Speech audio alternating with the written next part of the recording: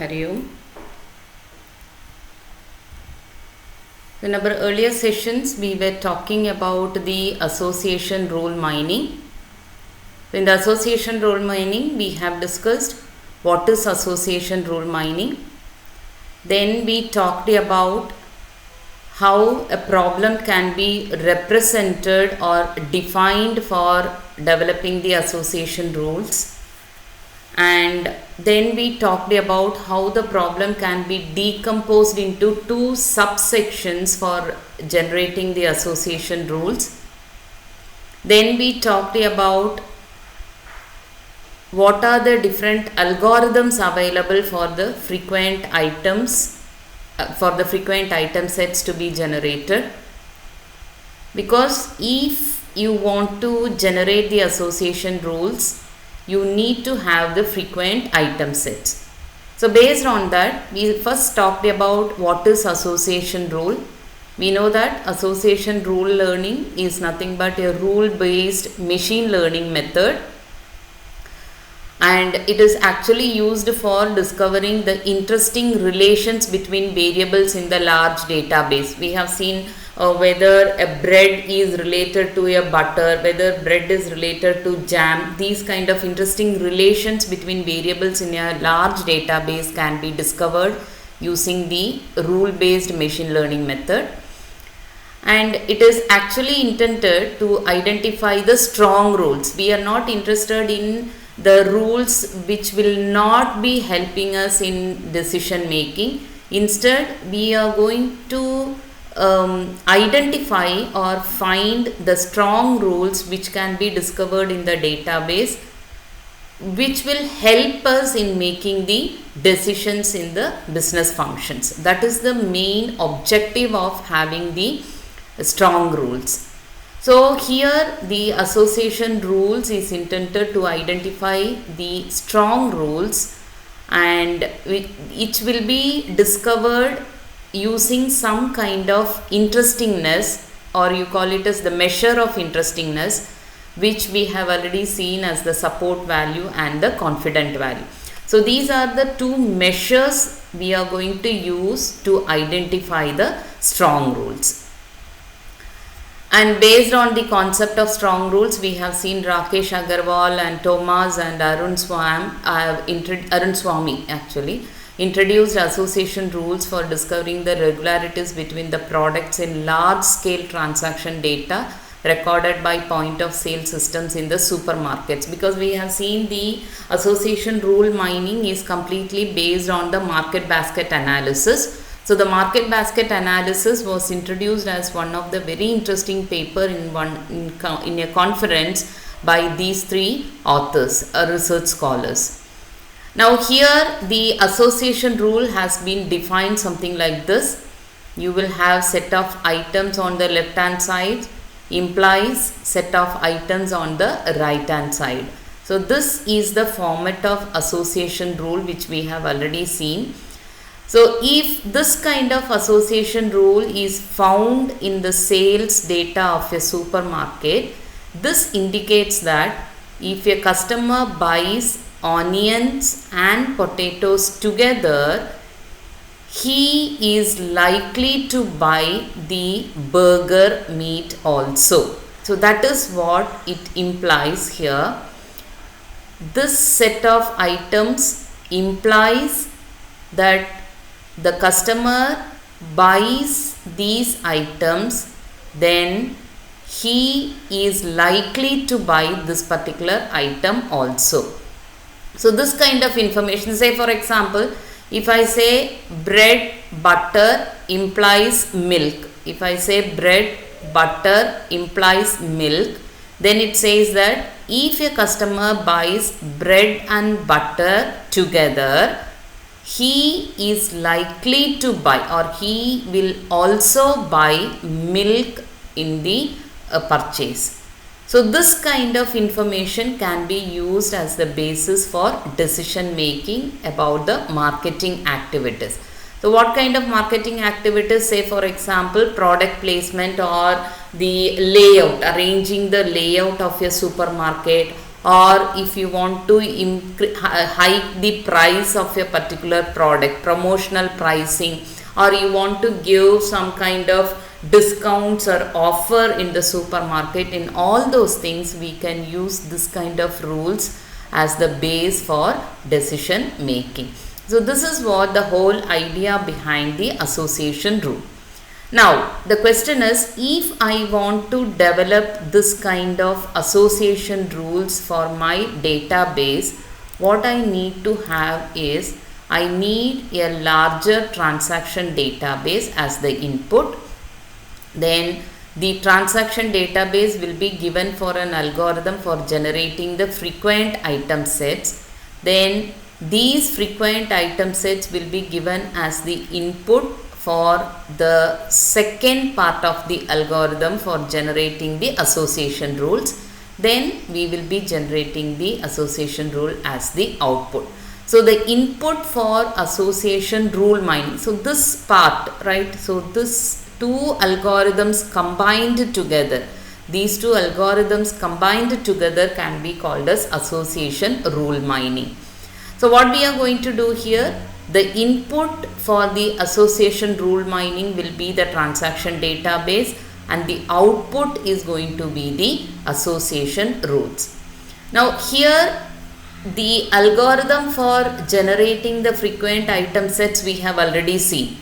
One is the very important algorithm, which is the a priori algorithm. The most important a priori algorithm we have already seen. Then we have also seen what are the disadvantages of the a priori algorithm, and to overcome the disadvantages of the a priori algorithm, we have seen the partitioning algorithm and the pincer search algorithm. So both the algorithms were also used to generate the frequent item sets, but these algorithms overcome the limitations of the a priori algorithm. Okay. Then we have seen the frequent pattern growth algorithm, frequent FP tree growth algorithm, frequent pattern tree growth algorithm.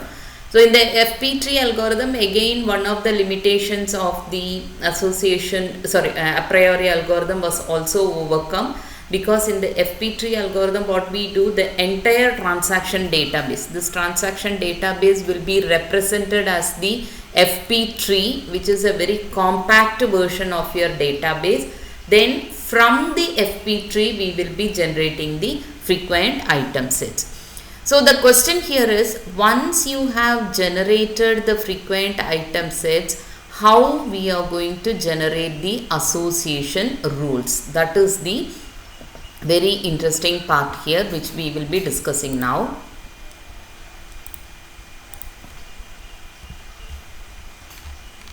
Okay, so how to generate the association rule from the frequent item sets, that is what we are going to discuss here. Once the frequent item sets from the transactions in your database have been found, now we are going to generate the strong association rules from the frequent item sets. From them means from the frequent item sets. Now what do you mean by a strong association rule? The rules which satisfies both minimum support and the minimum confidence is what you call a strong association rule. So any association rule which satisfy both minimum support value and the minimum confidence value, then you call it a strong association rule. So you may be asked, like, what do you mean by a strong association rule? Then you can say association rules that satisfy both minimum support and minimum confidence is what you call as strong association rule. Now this can be done using the following equation. We have already seen what is confidence value of a particular association rule. A implies B is an association rule. A is set of items, B is also set of items. So now when I say set of items, A is actually represented like this, is it not? A is actually represented like this. A implies B. So A is set of items. What are the two items represented here? onion and potatoes. So A is one set that contains two elements. Here B is one set which contains only one element. Okay, so that is why we say A and B are the set of items, or you call it as item set. Now, if I want to find out the confidence value of A implies B, we use this particular formula. We have already discussed how the confidence value can be calculated and how the support count value will be calculated. All those things we have seen.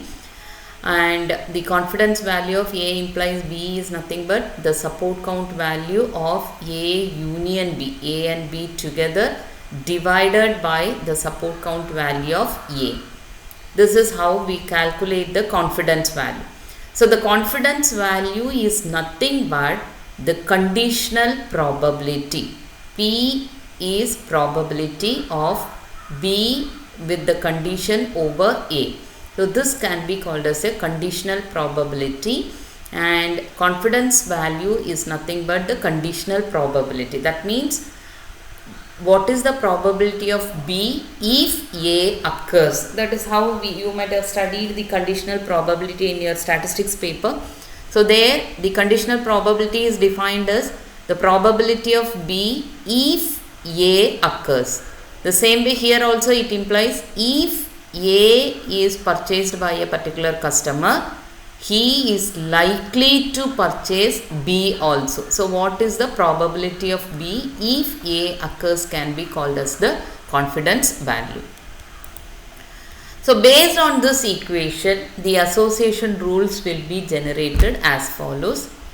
Let us assume that for each frequent item set L, please recollect the points of a priori algorithm, and there we represent the frequent item set as a set L, and L is nothing but union of L1, L2 up to Lk. K iterations it will be having, and L1 will be the frequent one item set, L2 will be the frequent two item set, and so on, right? So all these union, that is what we represent as capital L. And from this frequent item set capital L, we are going to generate the association rules. Now what we are going to do here, for each frequent item set L, we are going to generate all non-empty subsets of L. Please note, for each frequent item set L, we are going to generate all non-empty subsets of L. So once you have the non-empty subsets, for every non-empty subset S of L, the rule out, we are going to generate the rule as S implies L minus S. Please note, S implies L minus S. So if S of L divided by S of S, what do you mean by this? The support count value of L divided by support count value of S is greater than or equal to minimum confidence, then this is a strong association rule, because we are interested only in strong association rules, right? So what we are going to do here, we take all the frequent item set, then from the frequent item set we will be generating the subsets, then for each subset we will be having S implies L minus S, and we will calculate the confidence value, and if the confidence value is greater than or equal to minimum confidence, then we say it is it can be called as a strong association rule, right? So the support count value of L divided by support count value of S, right? You may be getting confused, like in the previous slide we have the formula as confidence value of A implies B is the support count value of A union B divided by support count value of A, right? So this is okay, this is A and this is B, this is A and this is B, and support count value of A is support count value of S. So how come it is support count value of L? Because this union S will give you L. Why? Because we are subtracting S here, then we are adding S. So L minus S union S will give you only L, right? So that is what is specified as support count value of L, right? So the A union B effect is got by having the frequent item set L divided by the support count value of S here. So if this value is greater than minimum confidence, then we can say this is a strong association rule, right? So I will show you how we are going to define these association rule. So let me open a page. So let us assume that L is equal to 1, 2, 2, 3, 4,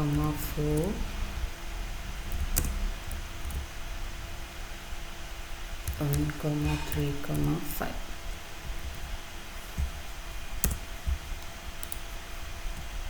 I hope all of you can view this. If you want, I will increase the size.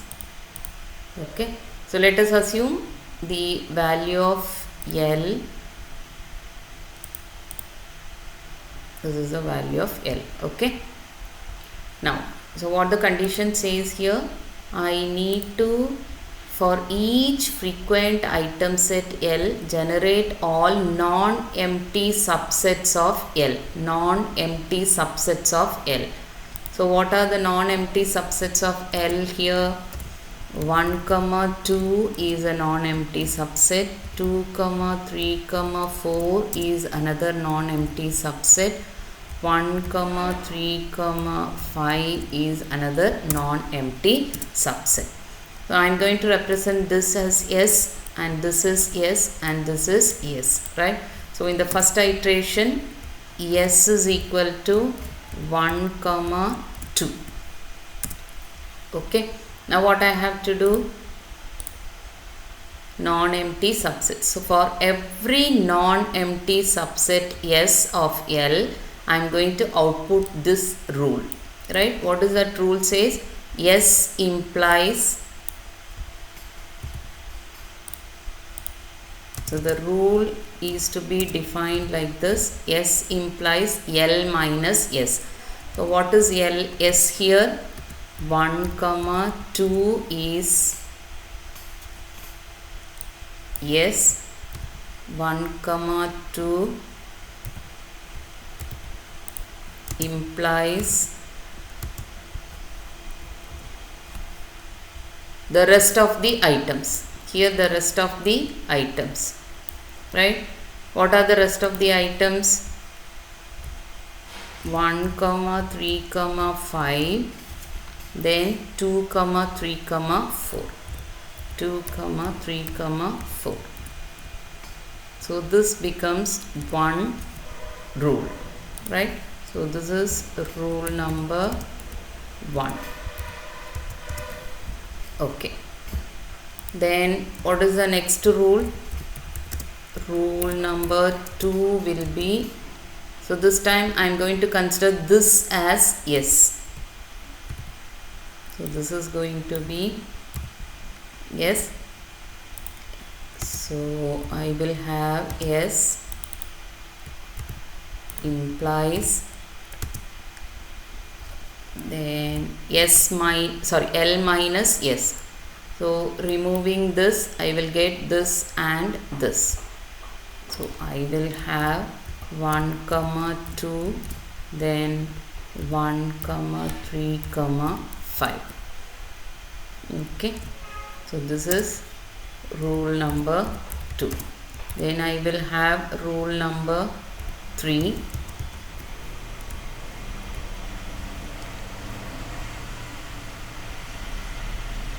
I will have 1 comma 3 comma 5 as the next S. So you will have 1 comma 3 comma 5 implies 1 comma 2, then 2 comma 3 comma 4. So like that I will be deriving the association rule, right? So that is what it says.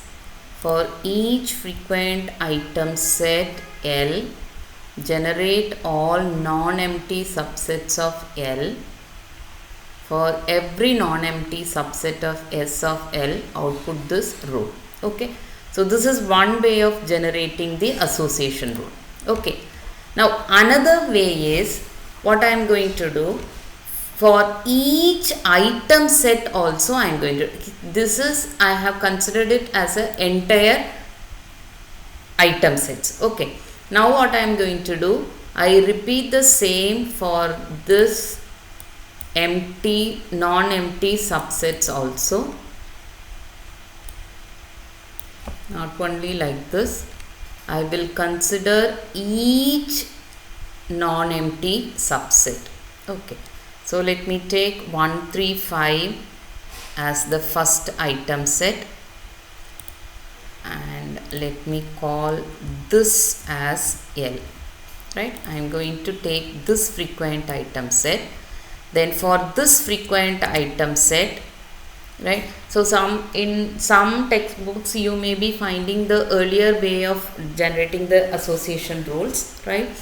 And in another method we will be taking each item set. Each item set, I am going to take this as one of the item set. Then I will be generating the non-empty subsets 1, 2, 3, 1 comma 2, then 1 comma 3, then 2 comma 3. Sorry, not 2.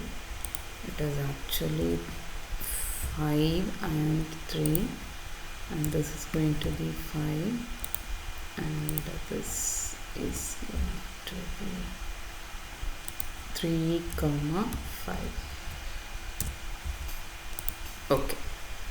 Then non-empty subset 1 comma 3 comma 5. So these are the non-empty subsets for this particular item set, right? So for this particular item set alone, right?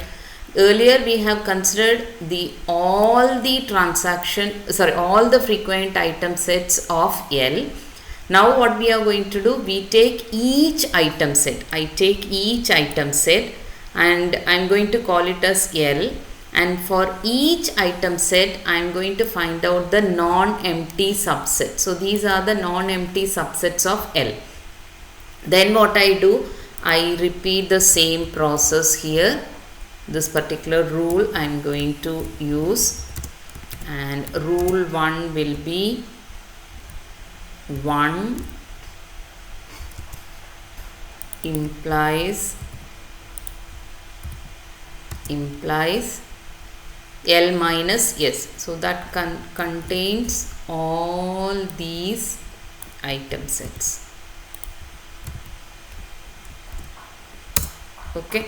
Then rule 2 will be the second S.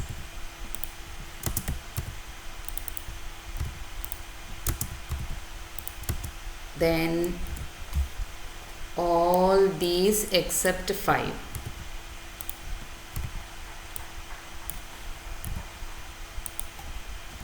This will be rule 2. Then rule 3 will be same. Instead of 5, I will have 3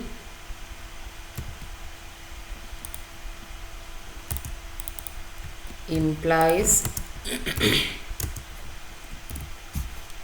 then all these all these frequent items except 3.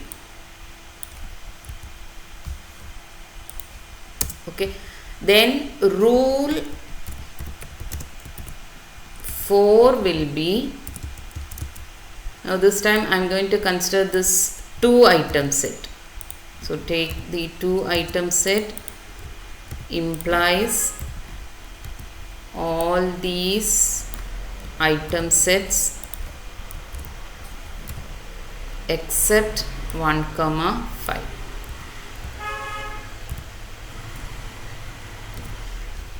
And repeat the process until no more rules can be defined. So once you have defined the rules, the next step is for each rule you have to find out the confidence value. For each rule you have to find out this confidence value and check whether the confidence value for each rule is having the minimum confidence value, greater than or equal to the minimum confidence value. If so, you can declare it as a strong rule. Suppose, say for example, this particular rule 4 is having the minimum confidence value, then we can declare it as a strong association rule. So only the strong association rules you will be considering, the rest of the rules you can discard. Suppose if these 3 rules are not satisfying the condition of having the confidence value greater than or equal to minimum confidence, then you can discard these association rules and you maintain only these association rules which can be used for the decision making. So that is what we will be doing here in the generation of association rules. Okay. Now this is how we will be generating the association rules from the frequent item set. So the mining or the association rule mining is done in the transactional database or in the relational databases or from the data warehouse. Now when I am going to mine the association rules, you can have different types of association rules mined. Okay, now what are the different types of association rules that I can mine? I can have multi-level association rules or multi-dimensional association rules, or I can have quantitative association rules. These are the different types of association rules. So previous slide says that how you can create the association rules or how you can generate the association rules from the frequent item sets. Okay. Now when I am going to generate the association rules, I can generate 3 different types of association rules: multi-level, multi-dimensional and the quantitative association rules. Now, multi-level association rules involve concepts at different levels of abstractions. We have seen how the dimension hierarchy can be defined in the multi-dimensional data model. So if I am going to have the multi-level association rules, you can have the concept at different levels of abstraction using the item hierarchy. Or multi-dimensional association rules involve more than one dimension or predicate. Say for example, the rules relating what a customer buys as well as the customer age, right? So the item purchased by the customer is a different dimension. Age of a customer is a different dimension. So if you want to find out the relation between these two, then I am going to call it as multi-dimensional association rules. Whereas in the multi-level association rule, different levels, right? Different hierarchical level. You want to find out the relationship between the items sold in the months comparing to it in the years, or items purchased in the weeks compare it with the or related with the months. Then we call it as multi-level association rules. Then we have the quantitative association rules, and these quantitative association rules involve numeric attributes only, which will have an implicit ordering among values. Say for example, if you are going to derive association rules based on some numeric values, say age of the customer or the income of the customer, the salary of the customer, they are all represented in the quantitative value, numeric attributes or the numeric value. If you derive association rules based on this numeric attribute, then we call it as quantitative association rule. So here it is dealing with the hierarchy of the data. We have seen the dimensional hierarchy. Year, then year is divided into months, months is divided into weeks, weeks is divided into days, like that. That is what you call as item hierarchy. So if you have the hierarchical level relationships, then we go for multi-level association rule. And if you have different dimensions, right? So if you specify a customer information, the customer name of the customer, the items purchased by the customer, age of the customer, salary of the customer, the or you can say location of the customer. These are all the different dimensions of a particular information, right? So when you involve more than one dimension, say for example, items purchased by a customer and the location of the customer, if you are going to relate, then we call it as multi-dimensional association rule. And if the association rules involve numeric attributes, then we call it as quantitative association rule, right? Okay, so let us see how this is an example I have taken for discussing the multi-level and multi-dimensional association rules. Let us assume that all the information about the what do you call the electronic shop has been represented like this. So here we have computer, software, printer and camera and computer accessory, and this is again divided into laptop and desktop. So these are the different hierarchy, right? Different levels. IBM, under laptop I have IBM, Dell, etc. In the same way desktop also I have Dell, etc. Then in the software I have Office packages or the antivirus package, or the printer and camera I have printer in the next level and digital camera in the same level, and the printer again brands is coming under next level, like that, right? So these are the different levels that is specified in the let us say it is in a computer shop, right? Now the association rules generated from mining data at multiple levels of abstraction are called multiple level or multi-level association rule.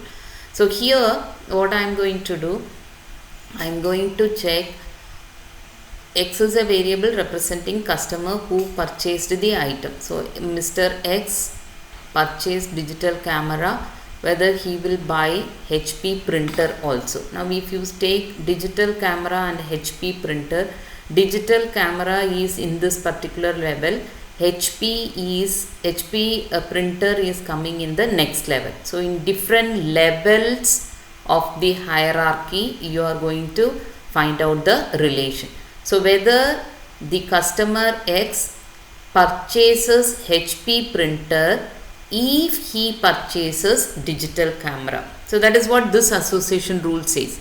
This association rule says if a customer purchases digital camera, he is likely to purchase HP printer.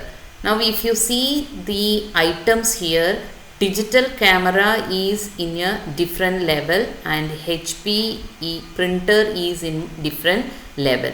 So different levels of association we are going to check here. Now let us see. So this feature of association rule generator is an item hierarchy. Rules can be general or specific to that particular item. and rules that deal with specific items or rules that differentiate items can also be specified, and hierarchy of items allows grouping in different levels. So that is what we have seen in this example. Now in the multi-dimensional association rule, we are going to have two different dimensions, right? So two different dimensions. What are the two different dimensions? We are going to have the age of the customer and the occupation of the customer. Two dimensions I am using in the association rule, and I am going to check whether the age group from 20 to 29 and if their occupation is student will likely to purchase the laptop. That is the association rule. So here not only one dimension, I am having more than one dimension relating to that particular item purchased.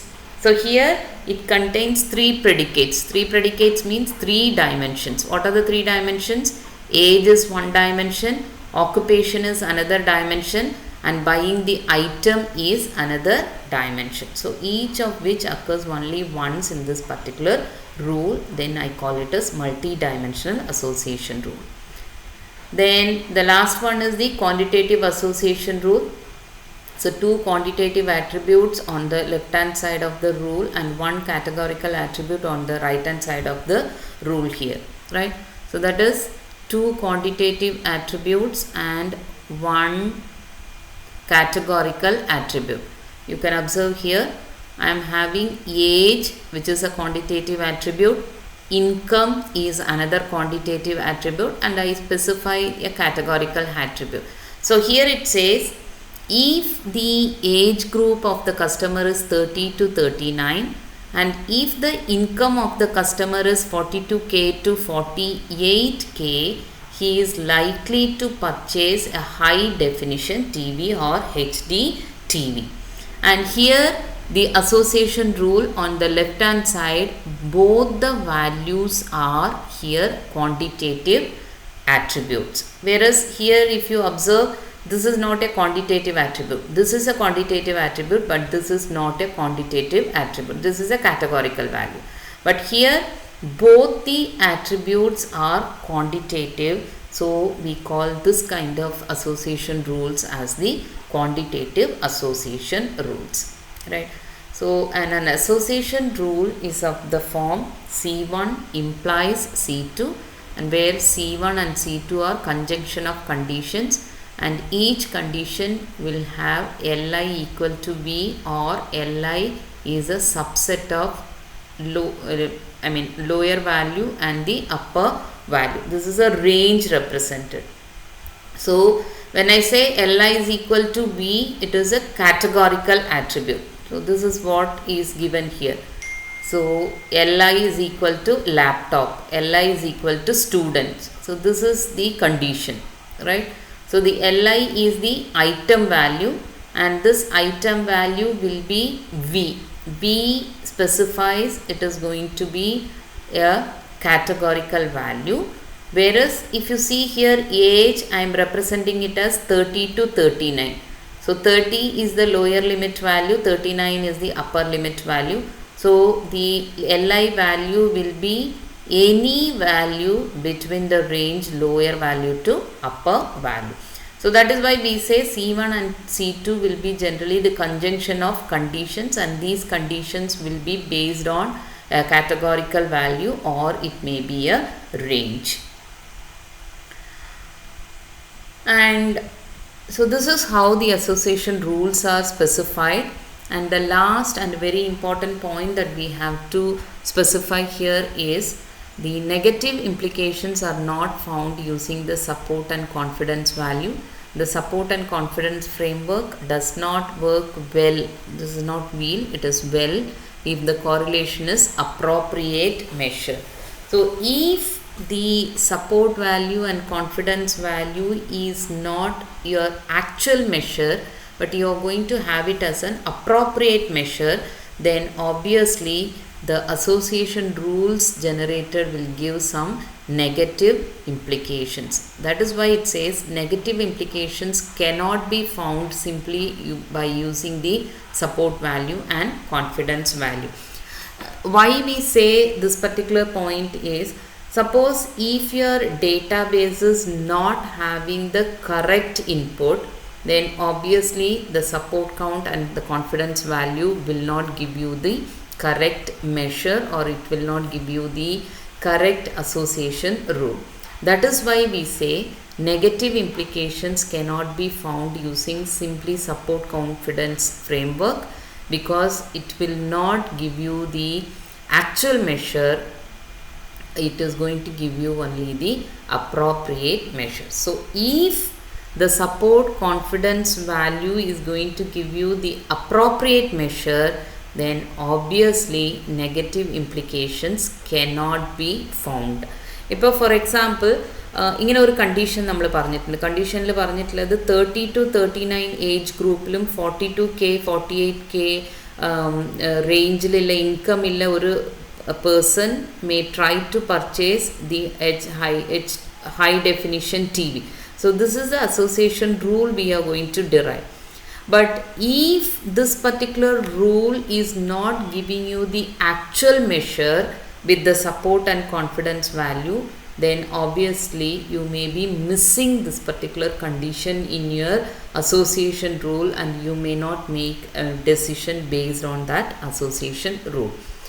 Okay, so negative implications may not be found using the support confidence value. So you can say this is one of the disadvantage or the drawback or the demerit of the association rule mining, which uses only the support and confidence value.